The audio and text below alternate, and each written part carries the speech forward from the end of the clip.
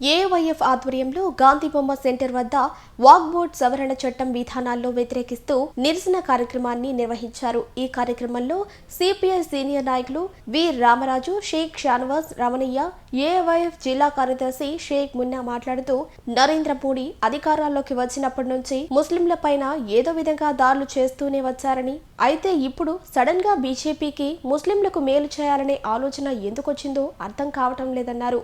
ఈ ఆలోచన వల్ల ముస్లింలతో పాటు హిందువులు కూడా భయపడిపోతున్నారన్నారు.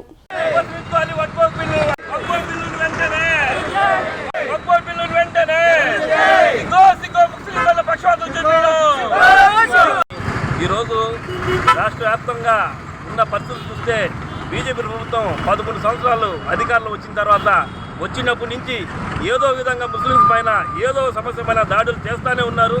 దీన్ని ఇంతకుముందు ఖండించిన చంద్రబాబు నాయుడు గారు కానీ, పవన్ కళ్యాణ్ గారు కానీ, ఇప్పుడు ఈయన ఎన్డీఏ ప్రభుత్వంలో అధికారంలో ఈయన కలిసిన తర్వాత ఇప్పుడు దాని గురించి ముస్లింస్కి మేలు కొలిపిస్తామని చెప్పి చెప్తున్నారు. ముస్లింస్ ఒక్కోడు స్థలాలు 800 ఎకరాలు స్థలాలు ఉన్నాయి, దాన్ని ముస్లిం కమిటీకి బాగుపడతారని చెప్పి పవన్ కళ్యాణ్ గారు కానీ అది చంద్రబాబు నాయుడు గారు చెప్తున్నారు. కేవలం హిందూ దేవాలయాల్లో 4 స్టేట్లోనే 10 లక్షల ఎకరాలు ఉన్నాయి. ఒకటే హిందువుల పైన మీకు చిత్తశుద్ధి లేదా? హిందువుల్ని అదే కమిటీలో మొత్తం హిందువుల్ని కూడా చేర్పించు కదా.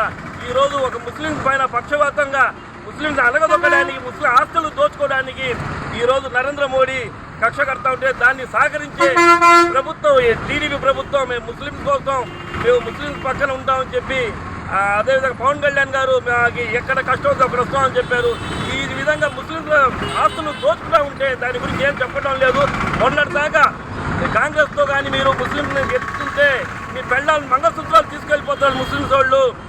ఎక్కడ చూసినా ఒక్కోటి స్థలాలని చెప్పి మీరు దాచుకుంటున్నారని చెప్పి పూజారులతో వాగ్దానాలు ప్రచారం చేపించారు వీళ్ళు. అదే ఈరోజు మీకు ముస్లింస్ మేలు చూపిస్తుంటే ఇప్పుడు ఎక్కడ మా పైన ప్రేమ వచ్చిందో నరేంద్ర మోడీ గారికి ఒకసారి మీరు అర్థం చేసుకోండి. ఇంతవరకు ముస్లిం సమాజం ఏదైనా చేస్తే ముస్లిం ద్రోహి, వీళ్ళు పాకిస్తాన్ వాడు అని చెప్పి లాస్ట్కి ఎలక్షన్ ప్రచారంలో కూడా వీళ్ళు మత కక్షలు పెట్టే సినిమాలు తీసి అధికారంలో వచ్చిన వాళ్ళు ఈరోజు ముస్లింస్ పైన ప్రేమ వచ్చేసింది, మేము మీ ఆస్తులు కాపాడుతుంటాం, మీరు కాపాడుకోలేరన్నట్టు చెప్పడం సిగ్గుచేటు. దీన్ని సహకరించడం అదే పక్క స్టేట్లో ఉన్న స్టాలిన్ గారు దీన్ని ఖండించారు.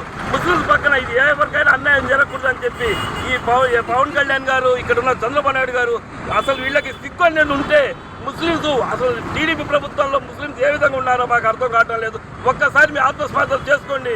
ఎందుకంటే ఈరోజు బీజేపీ, టీడీపీ, జనసేన ఒకటే మొత్తం ఒకేలాగా చేస్తున్నారు. మీరు టీడీపీ జెండా పెట్టుకుని వేస్ట్, బీజేపీ జెండా పెట్టుకోండి. ఆర్ఎస్ భావజాలాలు చేస్తున్నారు.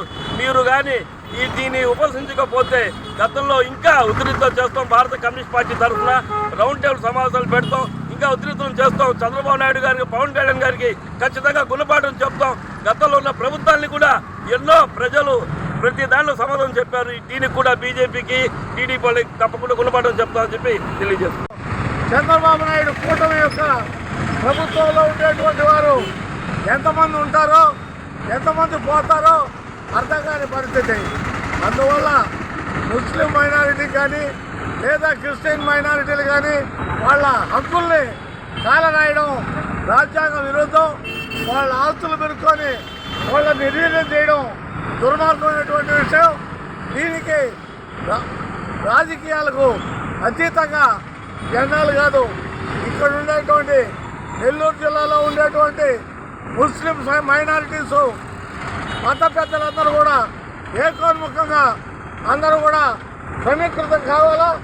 రాజకీయ పార్టీలను ఏ పార్టీ అయినా కానీ పార్టీలు కాదు, జాతీయ జెండా పెట్టుకొని ఈ కేంద్ర ప్రభుత్వం యొక్క చేసిన దుర్మార్గాన్ని, చంద్రబాబు నాయుడు చేసిన మద్దతు ఇచ్చినటువంటి నమ్మక ద్రోహాన్ని బయటపెట్టి వీటికి వ్యతిరేకంగా పోరాడాలా.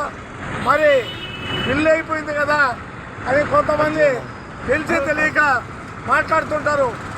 నల్ల చట్టాలు, రైతాంగం చేసినటువంటి నల్ల చట్టాలని, పార్లమెంటులో ఆమోదించినటువంటి నల్ల చట్టాలని ప్రజలు, రైతాంగం తిప్పికొట్టి రద్దు చేయించారు. దీన్ని అది మనం గుర్తించాలా.